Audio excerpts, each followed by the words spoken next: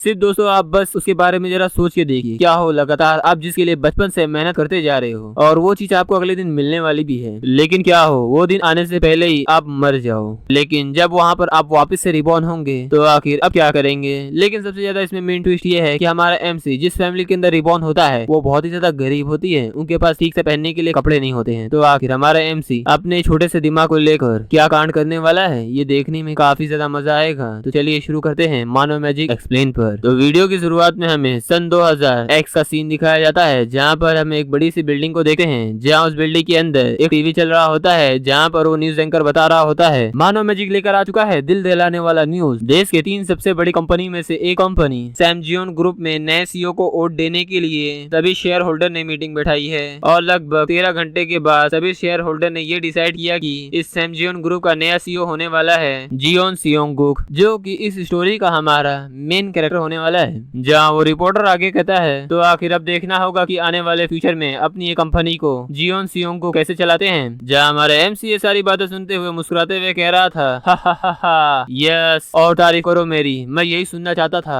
आखिर इस मकाम तक पहुँचने के लिए मैंने कितनी मेहनत की, मैंने अब्रॉड में जाकर स्टडी किया और अपने बेवकूफ रिश्तेदारों से खुद को बचाया और यहाँ तक कि मैंने अपने चाचा के फैलाए हुए रातों को भी साफ किया और शादी जैसे मुसीबत वाले मामलों से भी बड़े स्मार्टली हैंडल किया और ऊपर से पब्लिक के सामने मैंने एक अच्छी इमेज बनाई। तभी तो मैं थर्ड जनरेशन का सबसे ज्यादा पसंद की जाने वाला इंसान हूँ, जो कि अभी 20 से 30 उम्र में इतने ज्यादा फेम तो नहीं कमा पाते हैं। जहाँ खुश होते हुए अपने ऊपर गर्व कर रहा था, जहाँ वो खुश होते हुए कह रहा था ये सब परफेक्ट हुआ, ये तो नेचुरल था कि मैं ही सैमजियन ग्रुप का नया चेयरमैन बनूंगा। तो फिर ठीक है, अब जो नया चेयरमैन आ चुका है तो चलो पुरानी गंदगी को साफ करते हैं। जहाँ वो बड़े इविल स्माइल से कह रहा था सबसे पहले मैं जियोन टाइगो के सभी चमचे को अपनी कंपनियों से बाहर निकाल दूंगा। जहाँ वे सब कहते हुए बहुत ही ज्यादा मुस्कुरा रहा था, पर तभी अचानक से उसके साथ कुछ होने लग जाता है, जिसकी वजह से उसके हाथ में जो शैंपियन और जो मोबाइल था वो भी गिरने लग जाता है। जहाँ वो घबराते हुए कह रहा था आखिर ये मेरे साथ क्या हो रहा है, मेरा हार्ट जैसे लग रहा है कि मैं सांस ही नहीं ले पा रहा हूँ। नहीं, ऐसा नहीं हो सकता, मेरे दादा जिन्होंने सैमजियन ग्रुप को बनाया उनकी भी मौत हार्ट अटैक से हुई थी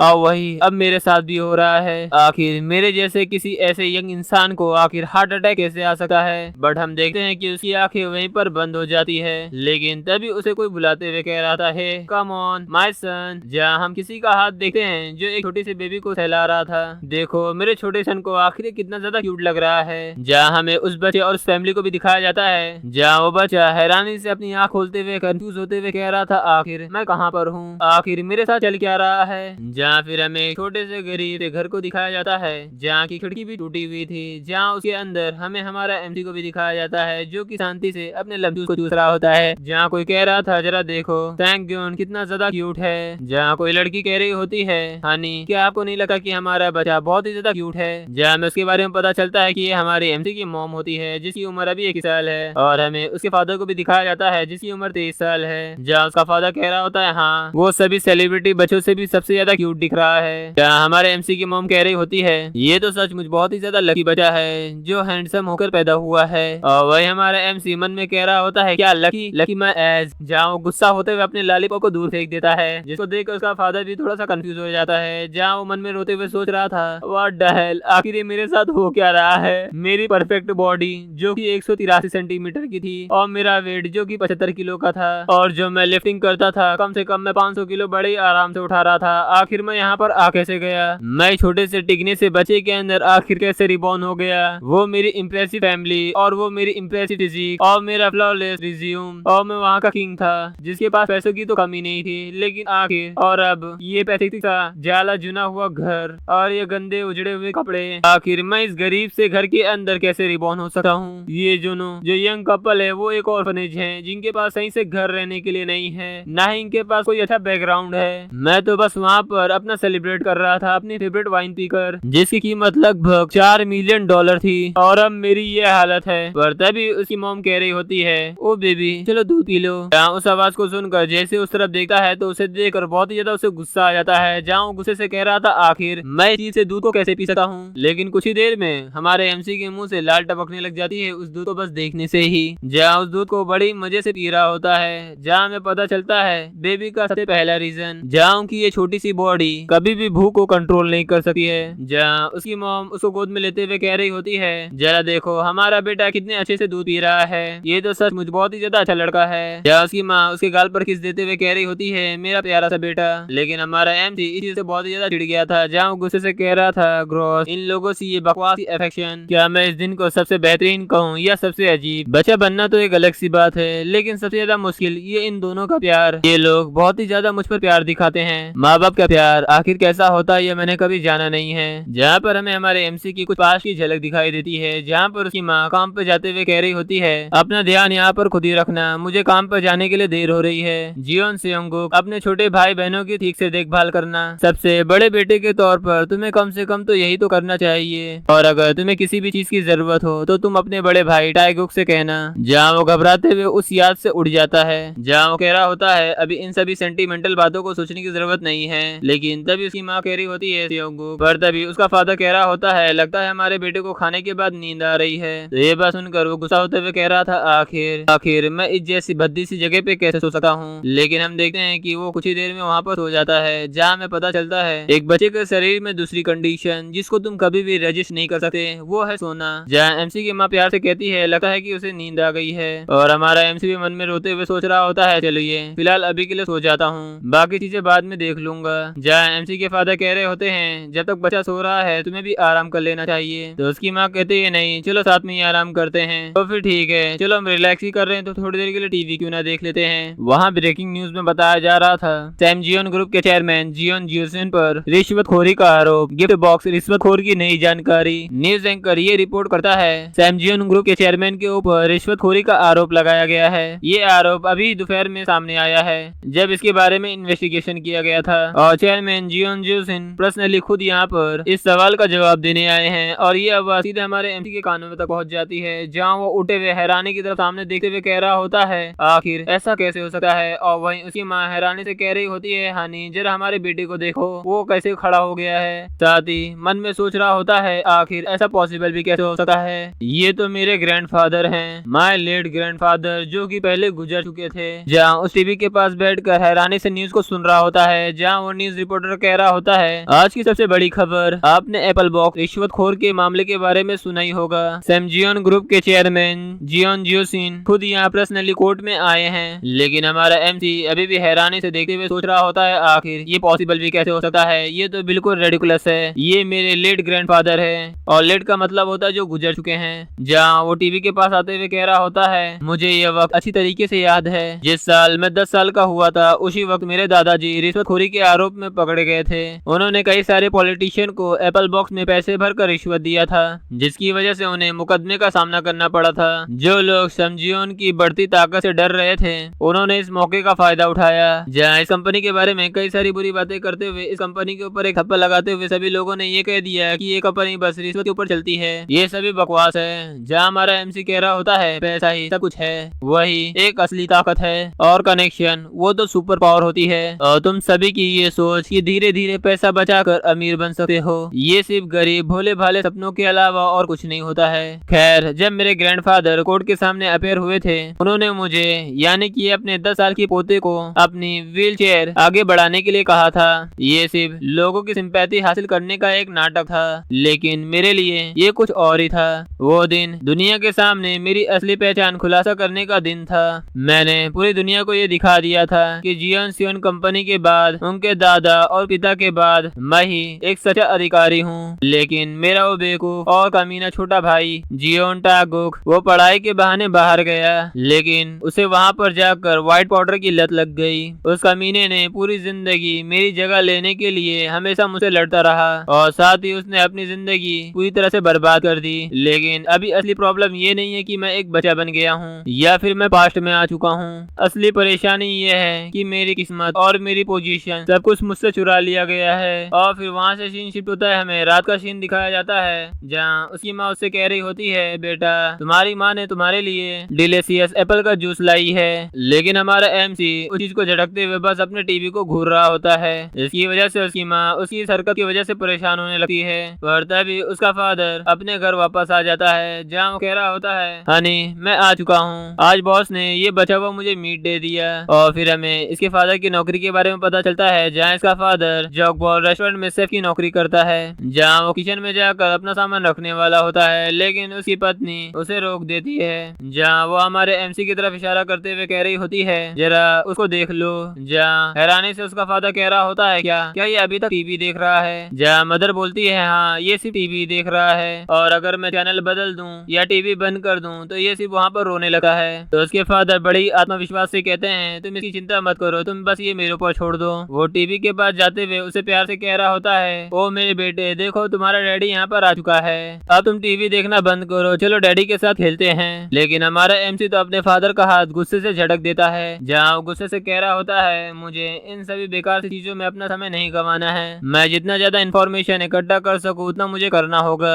अभी समझियोन ग्रुप की करंट की सिचुएशन और अपने दादा के बारे में, और सबसे ज्यादा जरूरी चीज, आखिर मैं अपने शरीर में वापस कैसे जा सकता हूँ। पर तभी उसके फादर उस टीवी को बंद कर देते हैं। जहाँ गुस्से से कह रहे थे, बेटा अब बहुत हो गया, तुमने आज पूरा दिन कुछ भी नहीं खाया है, चलो पहले तुम कुछ खा लो और फिर वहाँ पर आराम करो। लेकिन हमारे एमसी तो रोने लगता है। जहाँ उसकी माँ तुरंत ही अपने गोद में उसे उठा लेती है और प्यार से उसे सहलाने लगती है। जहाँ वो गुस्से से अपने मन के अंदर चिल्लाते हुए कह रहा होता है, आखिर तुम्हें पता भी है कि आखिर समझियोन ग्रुप के चेयरमैन के प्लेस को पाने के लिए मैंने कितनी मेहनत की थी, क्या मैं सचमुच ये सभी चीजें इतनी आसानी से खो दूं उस कमीने जियोन ताइगू के हाथों? नहीं, मुझे अपनी जगह वापस चाहिए। और वहीं उसकी माँ उसे सहलाते हुए कह रही होती है, सियोन ताइगू आज के दिन तुम आराम करो, मैं तुम्हें कल फिर से टीवी देखने दूंगी। तो हमारा एमसी भी अपनी माँ के गोद में सो जाता है, लेकिन वो अभी भी रोते हुए मन में सोच रहा होता है, आखिर ये हो क्या रहा है, मैं अपने इमोशन को कंट्रोल क्यों नहीं कर पा रहा हूँ? शायद इसी वजह से, क्योंकि मैं एक बच्चा बन गया हूँ। मुझे लग रहा है कि मैं पहले से भी ज्यादा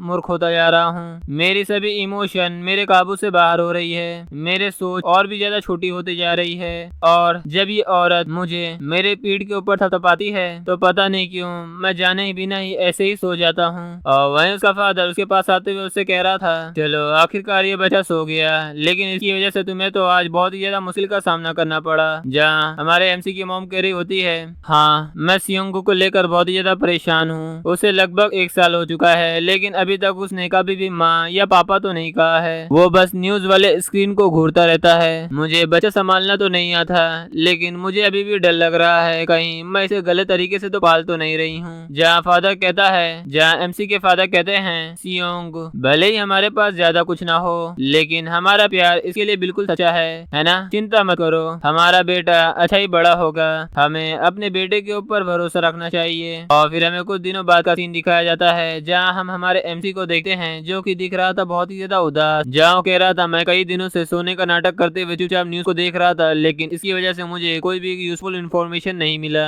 अब तो ऐसा लगता है कि मुझे हार मानना ही होगा। जहाँ उसकी माँ आते हुए उससे पूछ रही होती है, आज तुम टीवी क्यों नहीं देख रहे? जहाँ हमारा एमसी मन में कह रहा होता है, हाँ मैंने छोड़ दिया है। जहाँ फिर वो अपने गोद में उसे उठाते हुए कह रही होती है, तो चलो क्यों ना तुम मम्मी के साथ मार्केट चलते हैं कुछ सामान लेने के लिए, और रास्ते में कुछ अच्छे से फ्लावर भी खरीद लेंगे। जहाँ दोनों जन घर से बाहर निकलते हुए उसकी माँ कह रही होती है, जरा देखो मौसम कितना ज्यादा अच्छा है। पर तभी कोई उन्हें आवाज लगाता है, यूनिट नंबर 107। जहाँ उस तरफ देखते हुए एमसी की माँ बोल रही होती है, ओ लैंडलॉर्ड लेडी, क्या आप काम पर जा रही हो? लैंडलॉर्ड लेडी, हाँ मुझे बाजार में कुछ काम है, इसलिए मैं थोड़ी जल्दी निकल रही हूँ। जहाँ वो कहते हुए वहाँ से जाने लग जाती है। जहाँ उसकी माँ यानी कि एमसी की माँ बोल रही होती है, आपका दिन आज अच्छा जाए। लेकिन वही हमारा एमसी उस लड़की को देखते हुए कह रहा था, लगता है कि इस बिल्डिंग की मालिक बहुत ही ज्यादा जवान है, देख रहे हो छोटे की नजर नहीं गई है अभी तक। और हमारे एमसी की माँ एमसी से बोल रही होती है, तो चलो सियोंगुक हम भी यहाँ से चलते हैं। जहाँ फिर हमें मार्केट का सीन दिखाया जाता है, देखो हम यहाँ पर आ गए हैं, यहाँ के बीन स्प्राउट बहुत ही ज्यादा सस्ते हैं, तो चलो जल्दी से शॉपिंग कर लेते हैं, मैं आज बहुत ही ज्यादा रिफ्रेशिंग सूप बनाऊंगी। और जहाँ वो इतना कह रही होती है और हमारा एमसी भी अजीब सा मुंह बना रहा होता है, पर तभी उसकी नजर उसके ऊपर पड़ती है। जहाँ हम ऊपर की तरफ देखते हैं कि ऊपर से एक बड़ा सा रॉड ऐसे गिरने वाला होता है, तो ये देखकर तो हमारा एमसी बहुत ही ज्यादा घबरा जाता है। और हमारे एमसी की माँ की भी नजर उसके ऊपर पड़ गई थी, लेकिन बहुत ही ज्यादा देर हो चुकी थी। जहाँ वो रॉड सीधे जाते हुए उसके ऊपर गिरने ही वाला होता है। जहाँ उसकी माँ बिना सोचे समझे अपने बेटे को बचाते हुए उसको अपने बाजुओं से ढक लेती है ताकि उसे कोई चोट न लगे। जहाँ वो सभी रॉड उसके ऊपर गिर जाता है, जिसकी वजह से वहाँ वहाँ पर कुछ खून के छींटे दिखाई देते हैं, जहाँ पर लैंडलॉर्ड चिल्लाते हुए कह रही थी रूम नंबर 107, जल्दी से उठो वहाँ से। जहाँ लैंडलॉर्ड लेडी दौड़ के उसके पास आते हुए कह रही होती है मिस सोयोंग, और वहीं हमारे एमसी की माँ दर्द से कराते हुए कह रही होती है मेरा बेटा सियोंगुक, घबराओ मत बेटा, माँ ने तुम्हें प्रोटेक्ट कर लिया है। और वहीं हम हमारे एमसी को भी देखते हैं, जहाँ पर उसका हाथ कांप रहा होता है, जहाँ वो रोते हुए कह रहा था मॉम आप नहीं मर सकती। और फिर हम नेक्स्ट सीन में देखते हैं, जहाँ पर इमरजेंसी रूम में एमसी की माँ को लेकर जाया जा रहा था, जहाँ पे वहाँ का एक वर्कर डॉक्टर को कह रहा होता है डॉक्टर इनके सिर पर चोट लगी है, तुरंत सर्जरी की तैयारी करो। जहाँ डॉक्टर पूछती है कोई और गंभीर चोट, लेकिन तभी वो डॉक्टर को देखकर बहुत ही ज्यादा हैरान हो जाती है। जहाँ फिर हमें सीन कुछ समय बाद का दिखाया जाता है, जहाँ हम हमारे एमसी के फादर को देखते हैं, जहाँ वो एमसी की मदर के पास ही बैठा हुआ था। तो युंग आखिरकार तुम जाग गई, क्या तुम ठीक महसूस कर रही हो?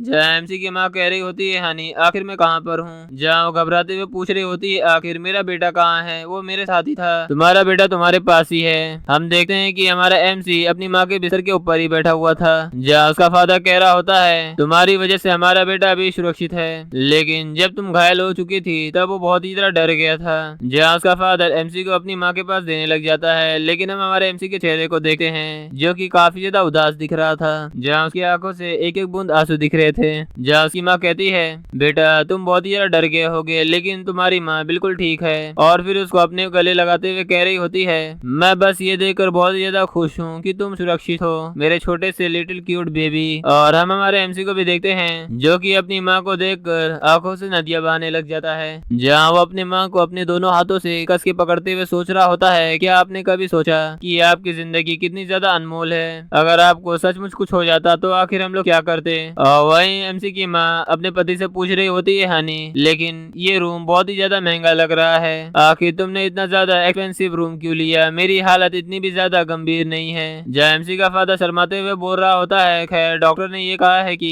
तुम्हें पूरी तरह से आराम की जरूरत है। तो ये बात सुनकर वो थोड़ी सी हैरान होते हुए कह रही होती है क्या आराम, आखिर क्यों। जहाँ उसका फादर कहता है क्या तुम्हें पता है आखिर इन नाजुक से समय में क्या करना चाहिए। जहाँ हम नीचे बेड पर लिखे हुए लेटर को देखते हैं, प्रेग्नेंट औरत को यहाँ पर बिल्कुल आराम की जरूरत है। और ये बात समझकर वो हैरान होते हुए कह रही होती है क्या सच में मैं फिर से माँ बनने वाली हूँ। जहाँ उसका फादर कहता है हाँ यही बात है, तो इसलिए तुम अगले एक हफ्ते तक आराम करोगी और तुम अपनी हालत पे ठीक होने पर ध्यान दो। जहाँ पर हम देखते हैं कि ये सारी बातें करते हुए वो दोनों बहुत ही ज्यादा खुश हो रहे थे, पर तभी एक नर्स आते हुए उन सभी को बीच में रोकते हुए कह रही होती है एक्सक्यूज मी, आज आपका जितना भी मिलने का समय था वो पूरा खत्म हो चुका है। लेकिन हमारे एमसी का फादर शर्माते हुए उस नर्स से बोल रहा होता है अच्छा अच्छा ठीक है मैं अभी निकलता हूँ। तो ठीक है सोयुन तुम अभी यहाँ पर आराम करना, मैं कल फिर से आऊंगा। जब एमसी की मदर बोल रही होती है तो फिर ठीक है तुम घर जाते हुए अपना ख्याल रखना। और वहीं हम हमारे एमसी को भी देखते हैं जिसका चेहरा तो अभी लाल हुआ था, जहाँ उसकी माँ कह रही होती है प्लीज हमारे बेटे का ख्याल रखना।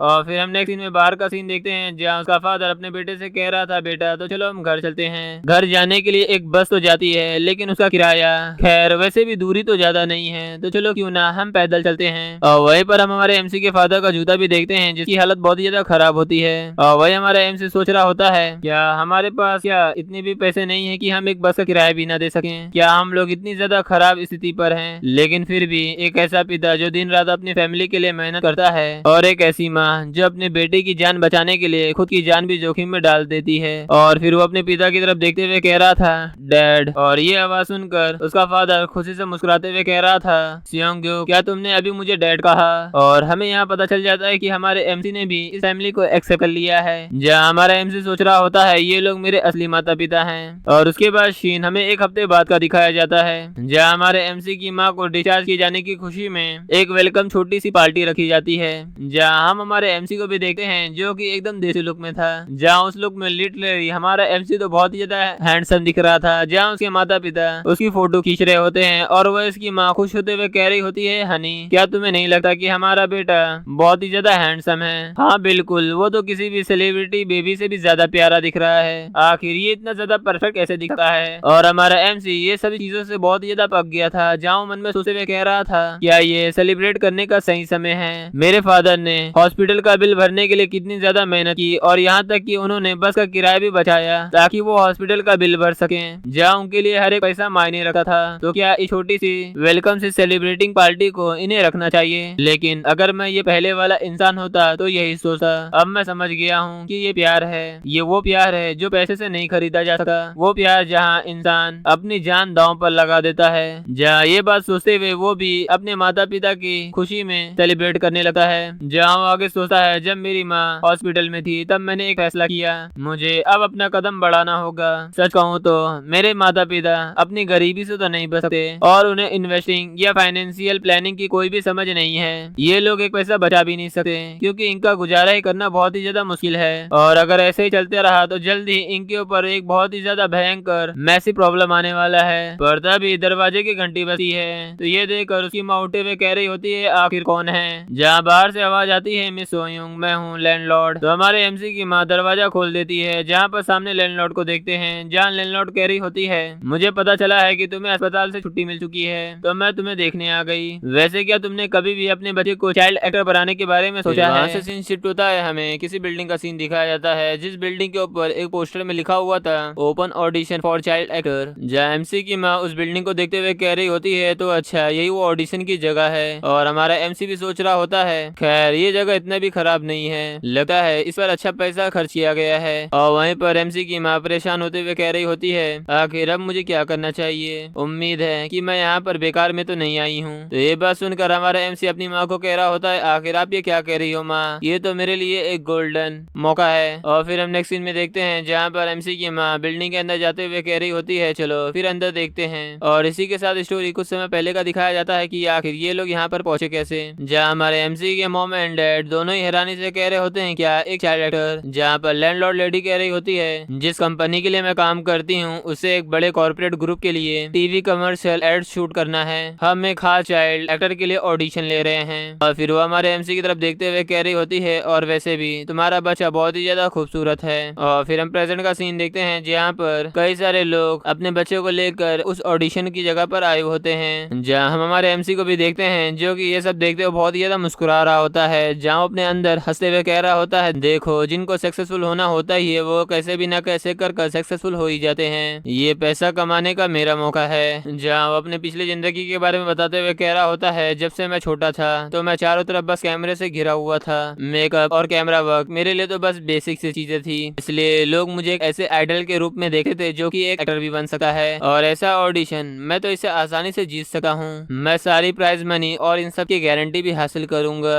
और उन पैसों को मैं दोबारा इन्वेस्टमेंट करूंगा। जो ये कहते हुए हमारा एमसी बहुत ही ज्यादा मुस्कुरा रहा होता है। इसकी माँ देखकर तो ये भी थोड़ी सी कंफ्यूज हो गई थी। और फिर हम सामने की तरफ देखते हैं जहाँ पर लिफ्ट का दरवाजा खुल गया था, पर तभी वहाँ पर कोई चिल्लाते हुए कह रहा था, आगे तुम ये क्या कर रही हो, तुम अभी नहीं जा सकती। जहाँ फिर हम नेक्स्ट सीन में देखते हैं कि एक महिला और एक बूढ़ी सी औरत वो दोनों लिफ्ट में चढ़ जाती हैं, जहाँ उनके हाथ में एक बच्चे को भी देखते हैं। तो ये देखकर हमारे एमसी की माँ कह रही होती है, आखिर मैं पहले क्यों नहीं जा सकती। जहाँ फिर हम नेक्स्ट सीन में देखते हैं कि वो तीनों लिफ्ट के अंदर होते हैं, जहाँ वो लड़की यानी कि वही घमंडी औरत कह रही होती है, मुझे थोड़ा सा जल्दी है इसलिए मेरे रास्ते से हट जाओ। और वही हमारे एमसी का ध्यान उस बच्चे की तरफ जाता है जो लड़का हमारे एमसी की तरफ लगातार घूर रहा होता है। तो ये देखकर हमारे एमसी को भी काफी ज्यादा गुस्सा आ रहा था, जहाँ गुस्से से कह रहा था, ये ब्रैड। और साथ ही एमसी की माँ उस बच्चे को देखते हुए कह रही होती है, आपका बच्चा तो बहुत ही ज्यादा क्यूट है। तो महिला जवाब देती है, ये मेरा बेटा नहीं मेरा यंग मास्टर है। पर तभी वो घमंडी औरत बोलती है, ऐसी बातें मत करो, क्या तुम भी यहाँ पर ऑडिशन देने आई हो? क्या तुम यहाँ हमारे बच्चे से बात कर कंपटीशन के बारे में जांच कर रही हो? तुम चाहे जितना भी कोशिश कर रहे हो लेकिन ये मेरा लड़का ही जीतेगा।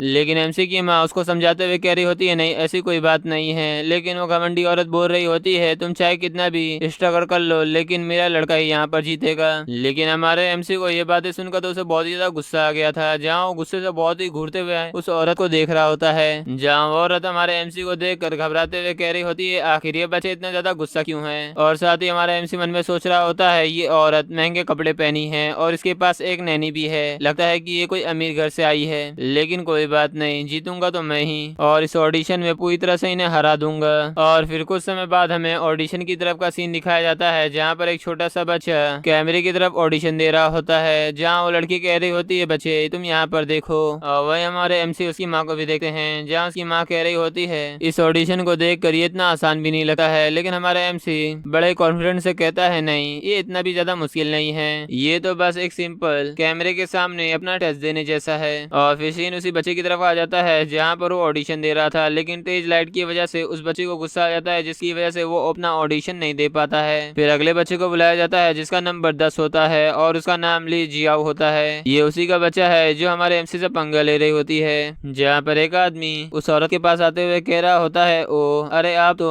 डीओकॉम पेपर की वाइफ हो। तो अपने बारे में उस लड़के को जानता हुआ देखकर वो भी काफी ज्यादा घमंड में आ जाती है। और वहीं हमारे एमसी ये बातें सुनकर तो हैरान होते हुए कह रहा होता है, क्या डीओकॉम पेपर? तो ये उस परिवार से है। ये कंपनी एक मिड साइज बिजनेस है। देखते हैं कि इनका बच्चा आखिर कितना ज्यादा टैलेंटेड है। ऑडिशन शुरू होता है जहाँ पर एक औरत उस बच्चे को स्माइल करने के लिए कह रही होती है, लेकिन वो बच्चा तो घबरा जाता है, जहाँ इसकी वजह से वो रोने लग जाता है। जहाँ ऑडिशन लेने वाला आदमी घबराते हुए कह रहा होता है, अगर ये ऐसे ही रोते रहा तो इसका ऑडिशन आगे लेना बहुत ही ज्यादा मुश्किल हो जाएगा। लेकिन वो घमंडी औरत उस लड़के से बहस करते हुए कह रही होती है, आखिर तुम किसके बारे में बात कर रहे हो, वो जल्दी ही रुक जाएगा। तो वो बंदा कहता है, लेकिन और भी ज्यादा बच्चे अभी भी इंतजार कर रहे हैं अपना ऑडिशन देने के लिए। लेकिन वो औरत उसके ऊपर भड़कते हुए कह रही होती है, आखिर तुम इतनी ज्यादा जल्दी क्यों कर रहे हो, बस थोड़ा सा इंतजार करो, मेरा बच्चा जल्दी ही चुप हो जाएगा। पर तभी कोई बीच में आवाज देते हुए कह रहा होता है, अगले बच्चे का नंबर 12 है जिसका नाम जियोन सोंगुक है। जहाँ पर हम देखते हैं कि आवाज देने वाला और कोई नहीं बल्कि डायरेक्टर होता है, जो कि अभी काफी ज्यादा परेशान था क्योंकि उसे अभी तक कोई भी एक अच्छा चाइल्ड एक्टर नहीं मिला था। जहाँ वो अपने असिस्टेंट डायरेक्टर से बोल रहा होता है, असिस्टेंट डायरेक्टर प्लीज मैडम और इनके बच्चे को बाहर ले जाइए ताकि वो बच्चा कुछ देर के लिए शांत हो जाए, ताकि हम यहाँ पर अपना ऑडिशन कंटिन्यू कर सकें। और अब बारी हमारे एमसी की होती है, जहाँ हमारे एमसी को कैमरे के सामने बैठाया जाता है। जहाँ पर असिस्टेंट डायरेक्टर कह रहा होता है, तो चलिए आपका ऑडिशन शुरू करते हैं। जहाँ अपने बच्चे को ऑडिशन देता हुआ देखकर बहुत ही ज्यादा खुश होते हुए अपने बच्चे का नाम लेने ही वाली होती है, पर तभी वही घमंडी औरत हमारी एमसी की माँ को धक्का देते हुए सामने की तरफ आते हुए कह रही होती है, हट जाओ, मुझे सही से देखना है। और अपनी माँ को धक्का मारता हुआ देखकर हमारे एमसी उसके ऊपर गुस्सा होते हुए मन में सोच रहा होता है, हाँ तुम अच्छे से देखना, क्योंकि अब मैं तुम्हें दिखाने वाला हूँ कि आखिर मैं यहाँ पर कैसे सक्सेस होता हूँ और आखिर तुम्हारा बच्चा क्यों नहीं सक्सेस होता है। जहाँ ऑडिशन शुरू होते ही हमारे एमसी बड़े ही क्यूट सी स्माइल देता है, जिसे देखकर तो डायरेक्टर और असिस्टेंट सभी लोग बहुत ही ज्यादा खुश हो जाते हैं। जहाँ पर वो डायरेक्टर अपना कैमरा लेकर हमारे एमसी की फोटो खींचते हुए कह रहा होता है, सिंगुक जल्दी से तुम इस साइड की भी फोटो दो।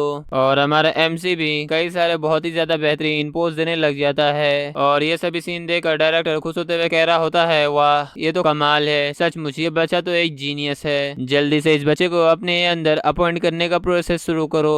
और हमारे एमसी की माँ हैरान होते हुए मन में सोच रही होती है, क्या मेरा बेटा जीनियस? और हम एमसी को भी देखते हैं जो कि काफी ज्यादा चौड़ में बैठा हुआ था, उसे लग ही रहा था कि मेरे आगे अब कोई नहीं है। जहाँ डायरेक्टर एमसी की माँ के पास आते हुए कह रहा होता है, सेयोंगुक मदर, मैं डायरेक्टर किया जुना हूँ, आपका बेटा सचमुच बहुत ही ज्यादा कमाल का टैलेंट रखता है, क्या आपके मन में कोई भी कॉन्ट्रैक्ट की शर्त है? लेकिन एमसी की मदर को इस बात पर विश्वास नहीं हो रहा था, तो ये चीज को कंफर्म करने के लिए वो उससे पूछ रही होती है, डायरेक्टर क्या सचमुच मेरे बेटे के अंदर इतना ज्यादा टैलेंट है? मेरे लिए तो ये सब बिल्कुल नया है। और डायरेक्टर मुस्कुराते हुए कह रहा होता है, मुझे माफ कर दीजिएगा, मैं थोड़ा एक्साइटेड होकर जल्दी डिसीजन ले बैठा, लेकिन हाँ तुम्हारे बेटे के अंदर बहुत ही ज्यादा टैलेंट है, वो बस कैमरे के सामने नेचुरल नहीं था बल्कि वो हर एक डायरेक्शन को ऐसे फॉलो कर रहा था जैसे कि वो मेरी हर डायरेक्शन को अच्छे से समझ ले रहा है। और एमसी भी मन में सोच रहा होता है, हाँ वैसे भी मुझे तुम्हारी बातें सब समझ में आ रही थी। और डायरेक्टर बोल रहा था, मैं सचमुच सेयोंगु के साथ काम करने के लिए बहुत ही ज्यादा एक्साइटेड हूँ। पर तभी वो घमंडी औरत वहाँ के सामान को पटकते हुए चिल्लाते हुए कह रही होती है, आखिर इस जगह पर चल के आ रहा है, फाइनल ऑडिशन अभी तो हुआ ही नहीं है और तुम लोग ऐसा बिहेव कर रहे हो जैसे कि विनर पहले ही डिसाइड हो चुका है, क्या ये सही है? जहाँ पर वो और जोर से चिल्लाते हुए कह रही होती है, मैं सिर्फ जाहे को ही एक्सेप्ट कर सकती हूँ और किसी को नहीं, यानी कि वो सिर्फ अपने बेटे को ही एक्सेप्ट करने वाली है और किसी को भी नहीं। और फिर कुछ ही समय बाद हमें ऑडिशन के फाइनल लिस्ट को दिखाया जाता है, जहाँ एक में हमारे एमसी का नाम और दूसरे में उसी घमंडी औरत के बच्चे का नाम। बाहर हमारे एमसी की माँ और वो घमंडी औरत दोनों ही इंतजार कर रही होती हैं। जहाँ पर हम हमारे एमसी की मदर को देखते हैं जो कि हल्का हल्का मुस्कुरा रही होती है, जहाँ अपने बेटे से कह रही होती है, हमारा बेटा फाइनल कैंडिडेट बन गया है, इतने सारे प्रिटी बच्चे होने के बावजूद भी हमारा बेटा सबसे अलग ही रहा।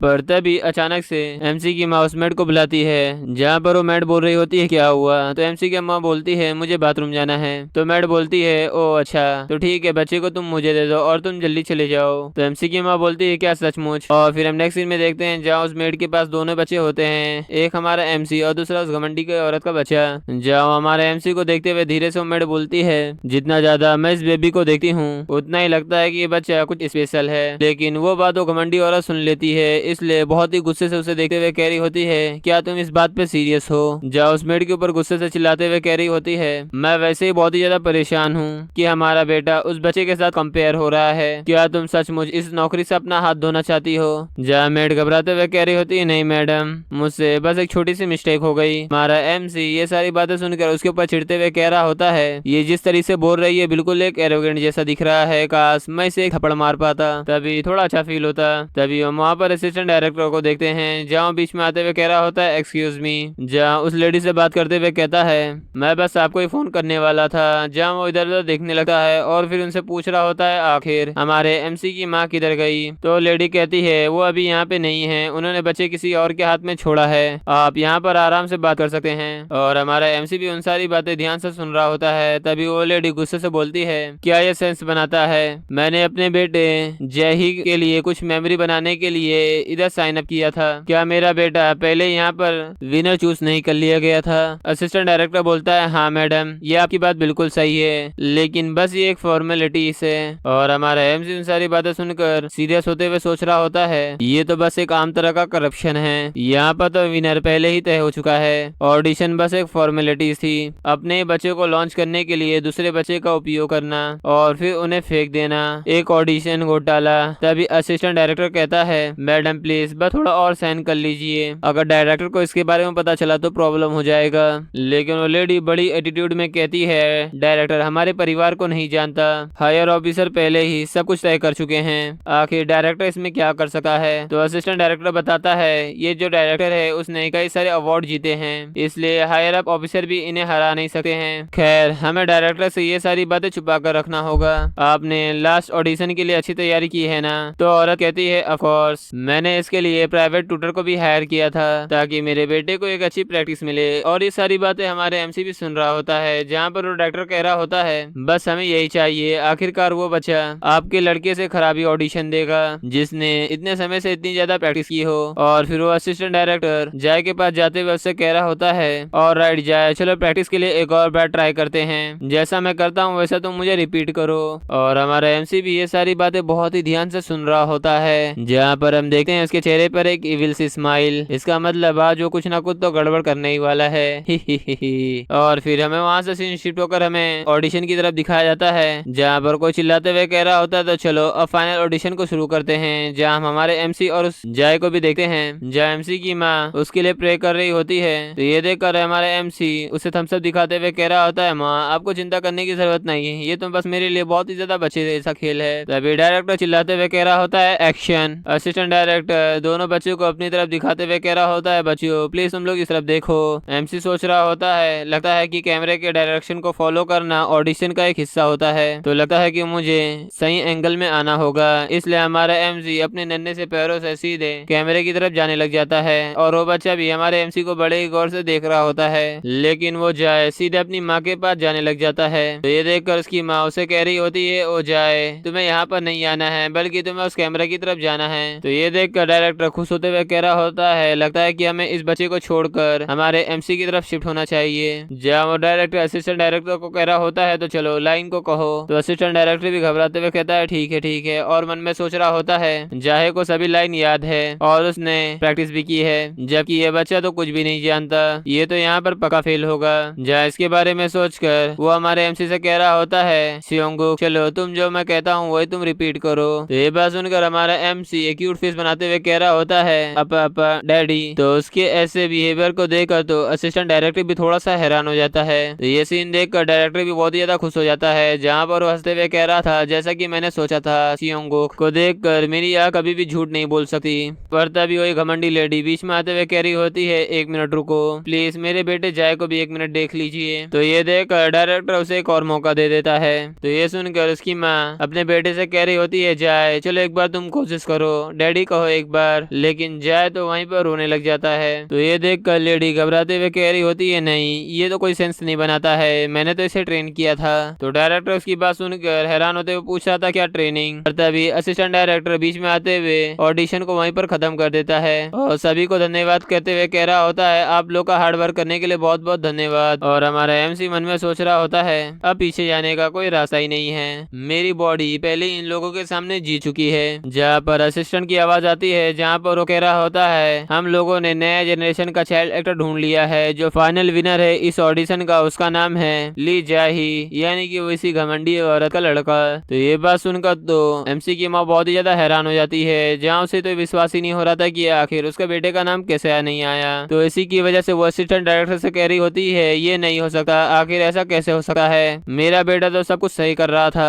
तो असिस्टेंट डायरेक्टर घबराते हुए कह रहा होता है एक मिनट रुको, आपके बेटे ने बहुत ही अच्छा किया, लेकिन इसका मतलब ये नहीं है कि ये एक्टिंग कर सकता है। तो ये बात सुनकर तो एमसी की माँ बहुत ही ज्यादा हैरान हो जाती है, पर तभी कोई कह रहा होता है बस थोड़ी सी मासूमियत दिखाने के बाद तुमने ये सोच भी कैसे लिया कि आखिर तुम्हारा बच्चा इस ऑडिशन में पास हो सकता है, क्या तुम भूल गए हो कि आखिर तुम्हारा प्लेस कहाँ पर है। तो ये बातें सुनकर एमसी की माँ उसे कुछ बोलने वाली होती है, पर तभी वही घमंडी औरत फिर से बोलती है ली जाए की माँ, एक लोअर क्लास के लिए सेकंड प्लेस भी काफी है, तुमने मेहनत तो की थी ना। जो कहते वो सीधे वहाँ से चली जाती है। और ये बात सुनकर तो एमसी की मदर को बहुत ही ज्यादा गुस्सा आ रहा था, जहाँ वो बहुत ही पेन से कह रही होती है आखिर ऐसी कोई माँ अपने बच्चे के सामने कैसे कह सकती है। तो अपनी माँ को इतना ज्यादा परेशान होता हुआ देखकर हमारा एमसी अपनी माँ के कपड़े को खींचते हुए कह रहा होता है माँ थोड़ी देर के लिए शांत हो जाओ। जाओ मुस्कुराते हुए कह रहा होता है अभी तो आपको एक मैजिक दिखने वाला है, अगर मेरी कैलकुलेशन सही बैठी तो अभी नेक्स्ट मूव उनकी तरफ से आने वाला है। जहाँ हमें इतना कहने के साथ ही हमें वहाँ पर किसी को बहुत ही तेजी से भागते हुए दिखाया जाता है, जहाँ पर कोई चिल्लाते हुए कह रहा था एक्सक्यूज मी सॉन्गुक की मदर। जहाँ हम देखते हैं ये डायरेक्टर होता है, जहाँ पर वो कह रहा होता है क्या हम बात कर सकते हैं। और फिर सीन कुछ समय पहले कहा जाता है जहाँ पर हमारा एमसी उन सब की बातें सुन रहा था, तो उसे समझ में आ चुका था कि आखिर इसमें विनर कौन बनने वाला है। तो इसलिए हमारे एमसी ने पहले ही प्लान बना लिया था कि आखिर उसे सब करना क्या है, क्योंकि मुझे इस बात का पहले ही पता चल गया था कि मैं यहाँ पर विनर बनने वाला नहीं हूँ, क्योंकि मैंने ऐसे करप्शन वाले चीजें पहले भी देखी है, जहाँ पर पैसा देखते हैं ऐसे लोग वहीं पर भागे चले जाते हैं। तो इसलिए एक सच्चा बिजनेसमैन हमेशा लंबाई सोचता है, तो इसके लिए मैंने कनेक्शन बनाना सबसे ज्यादा इम्पोर्टेंट समझा।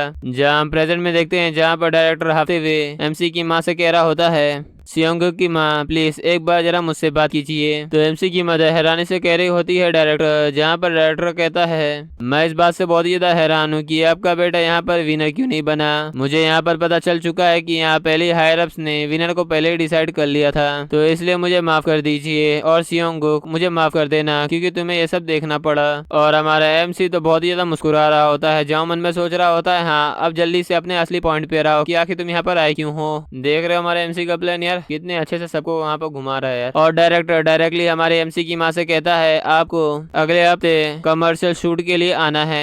और हमारा एमसी ये बात सुनकर मन में सोच रहा होता है हाँ यही तो मेरा रियल गोल है, पहले डायरेक्टर के साथ कनेक्शन बनाओ, उनके हेल्प से चाइल्ड एक्टर के रोल मिलेंगे, फिर मैं एक चाइल्ड स्टार बन जाऊंगा, और उसके बाद तो पैसे ही पैसे। जाओ पैसे के बारे में सोचते ही तो बहुत ही ज्यादा स्माइल कर रहा होता है, पर तभी एमसी की माँ डायरेक्टर से पूछती है डायरेक्टर आखिर हमें कमर्शियल शूट पर क्यों जाना है। डायरेक्टर कहता है बेबी मॉडल्स के लिए हमेशा हम एक दो बैकअप मॉडल्स रखते हैं, क्योंकि कभी कभी विनर बीमार पड़ सकता है। सच कहूँ तो हम विनर्स को भी लेकर भी थोड़ा सा चिंता में रहते हैं। और हमारा एमसी भी कह रहा होता है हाँ ये थोड़ा मेक सेंस करता है। और तभी डायरेक्टर एमसी की मदर का हाथ पकड़ते हुए उनसे विनती करते हुए कह रहा था सियोंगो की मदर प्लीज हमारी हेल्प कर दीजिए। एमसी की माँ बोलती है मुझे समझ में नहीं आ रहा है कि क्या ये मेरे बेटे के लिए सही होगा। और हम हमारे एमसी को भी देखते हैं जिसकी आंखों में बस डॉलर के ही निशान दिखाई दे रहे थे, जाओ मन में सोच रहा होता है ऑफ कोर्स मुझे तो इसमें मजा आएगा, जल्दी से हाँ कह दो माँ हम वहाँ पर जा रहे हैं। जहाँ पर डायरेक्टर तो उसके ये चेहरे को देखकर तो थोड़ा सा हैरान हो जाते हैं, जहाँ वो हंसते हुए कह रहे होते हैं ये बच्चा लगता है कि हमारी बातें सब समझ रहा है, अगर सारे चाइल्ड एक्टर इसके जैसे होते तो मेरा काम कितना ज्यादा इजी हो जाता। और डायरेक्टर अपना कार्ड देते हुए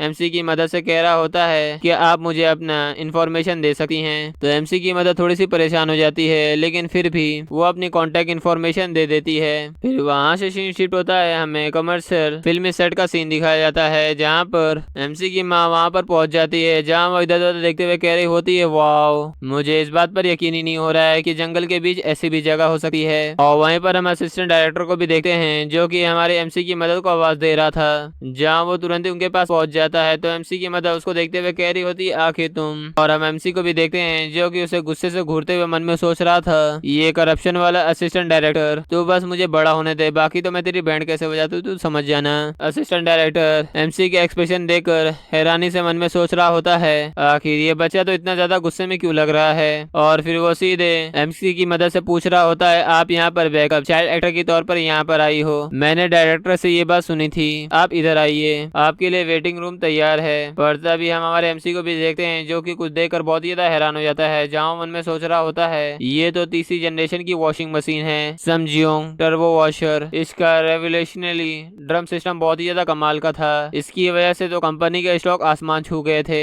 और दादाजी तो इसकी वजह से बहुत ही ज्यादा खुश थे। क्या ये वही कमर्शियल एड है? नहीं रुको, जब हम सामने की तरफ देखते हैं ये वही घमंडी औरत गुस्से से एमसी की मदद को कह रही होती है, आखिर तुम लोग यहाँ पर क्या कर रहे हो, जो कि क्लियरली वहाँ ऑडिशन में फेल हो चुके थे। तो एमसी की मदद गुस्से से उनसे जवाब देती है, डायरेक्टर ने हमें यहाँ पर बैकअप मॉडल के तौर पर बुलाया है। और हमारा एमसी अपनी माँ के ऐसे गुस्से को देखकर खुश होते हुए कह रहा होता है, वाह माम आप तो कमाल की हैं। और ये बात सुनकर तो औरत गुस्से से बोल रही होती है, क्या बैकअप मॉडल? तो वो असिस्टेंट डायरेक्टर बीच में आते हुए कह रहा होता है, वेल अगर चाइल्ड एक्टर की कंडीशन बीच में खराब हो जाए या बीच में कोई सब्स्टिट्यूट चाहिए तो शायद हमें इसकी बीच में जरूरत पड़ सकती है, तो इसीलिए। तो वो लेडी बहुत ही घमंड से कह रही होती है, हमारे बेटे को कोई भी सब्स्टिट्यूट एक्टर की जरूरत नहीं है, आखिर इस कमर्शियल में मुश्किल क्या है, वो तो बिल्कुल एक टॉप कंडीशन में है। और एमसी जाय की हालत को देखते हुए मन में सोच रहा होता है, इसकी हालत को देखकर तो ऐसा तो नहीं लग रहा है। और वो औरत फिर से बोलती है, वैसे भी तुम लोग तो यूजलेस हो, तो फिर यहाँ से चले जाओ। पर तभी हमें लीड एक्ट्रेस को दिखाया जाता है जो कि आते हुए कह रही होती है, आखिर यहाँ पर चल क्या रहा है। जहाँ पर वो एक्ट्रेस खुश होते हुए कह रही होती है, असिस्टेंट क्या ये वही बेबीज हैं जिनके साथ आज मैं फिल्मिंग की शूटिंग करने वाली हूँ? असिस्टेंट डायरेक्टर जल्दी से जवाब देता है, हाँ हाँ वो लड़का बैकअप मॉडल है और ये ऑडिशन का विनर है जिसका नाम एजा है। तो वो एक्ट्रेस एजा के पास आते हुए मुस्कुराते हुए कह रही होती है, हाय मैं तुम्हारी नूना हूँ जो कि आज तुम्हारे साथ शूटिंग करने वाली हूँ, लेकिन चाहे तो उसके सामने मुंह फेर लेता है। तो ये देखकर तो वो भी थोड़ी सी कंफ्यूज हो जाती है, तो इसकी वजह से वहां से जाते हुए कह रही होती है, ओ लगता है कि इसे मुझ में बिल्कुल भी इंटरेस्ट नहीं है। जब हमारे एमसी के पास आते हुए कह रही होती है, ओ बेबी क्या तुम अपनी नूना को हाई करोगी? और हमारा एमसी भी उसके सामने बहुत ही ज्यादा भोला बनते हुए मन में सोच रहा होता है, लो आ गया मेरा एक और नया कनेक्शन, यानी कि एक्टर्स की सीढ़ी पे चढ़ता हुआ एक और फायदा।